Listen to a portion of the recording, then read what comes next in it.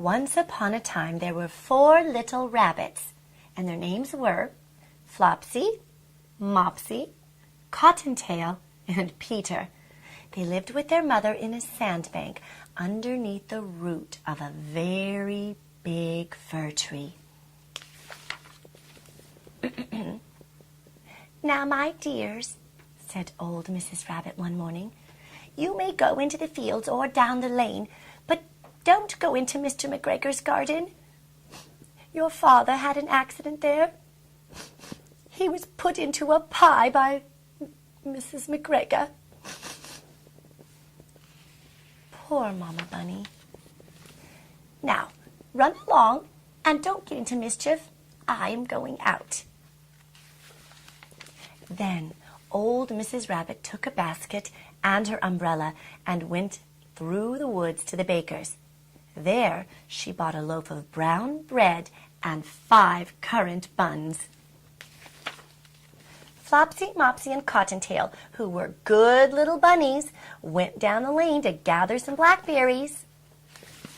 But Peter, who was very, very naughty, he ran straight away to Mr. McGregor's garden and squeezed under the gate. First, little Peter ate some lettuces and some French beans, and then he ate some radishes. And then, feeling rather sick, Peter went to look for some parsley. But round the end of the cucumber frame, whom should he meet but Mr. McGregor?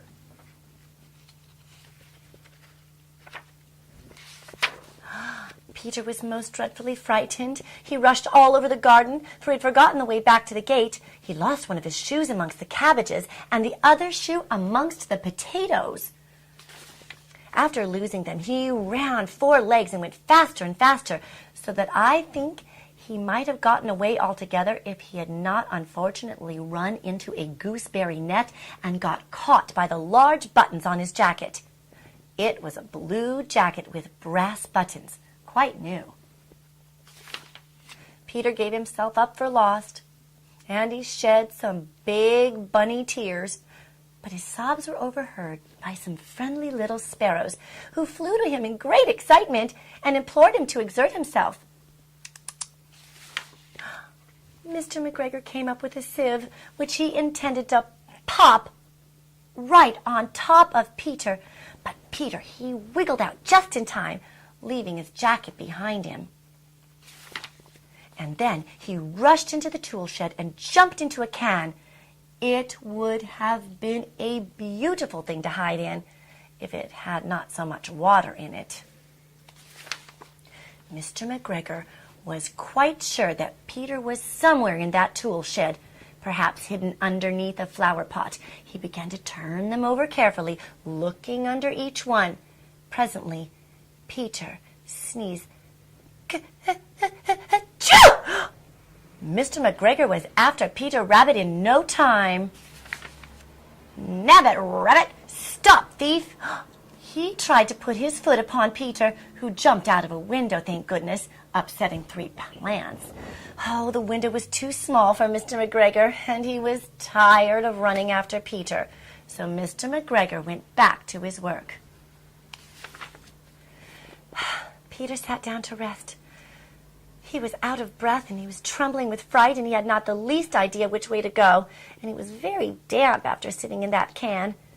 After a time, he began to wander around, going lippity-lippity, not very fast, looking all around.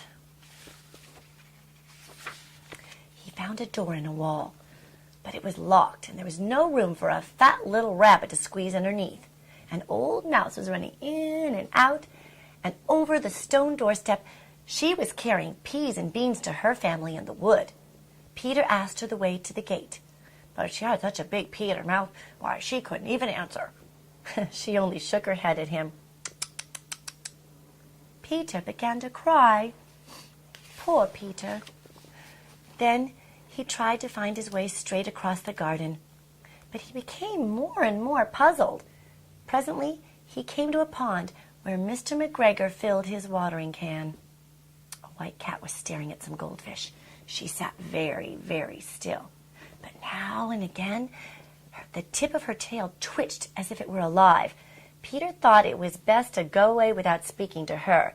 He had heard about cats from his cousin, little Benjamin Bunny. He went back towards Tool Shed, but suddenly, quite close to him, he heard the noise of a hoe. Scratch, scratch, scratch, scratch. Peter scuttered underneath the bushes, but presently, as nothing happened, he came out and he climbed on top of a wheelbarrow and he peeped over the edge. The first thing he saw was Mr. McGregor hoeing onions. Mr. McGregor's back was turned towards Peter, and beyond Peter was the gate. Peter got down very, very quietly off that wheelbarrow, and he started running as fast as he could go along a straight walk behind some black currant bushes. Mr. McGregor caught sight of him at the corner, but Peter didn't care. He slipped underneath the gate and was out, safe at last in the wood outside the garden. Mr. McGregor hung up that little jacket and the shoes and made it into a scarecrow to frighten all the blackbirds. Peter never stopped running or looked behind him until he got home to that big fir tree. Why, he was so tired that he flopped down on the nice soft sand floor on the rabbit hole and shut his little bunny eyes. His mother was busy cooking. She wondered what he had done with his clothes. It was the second little jacket and pair of shoes Peter had lost in a fortnight. I'm sorry to say that Peter was not very well during that evening. His mother had to put him to bed, and she made some chamomile tea, gave a dose of it to Peter. 1 tablespoonful to be taken at bedtime. But Flopsy, Mopsy, and Cottontail had bread and milk and blackberries for supper.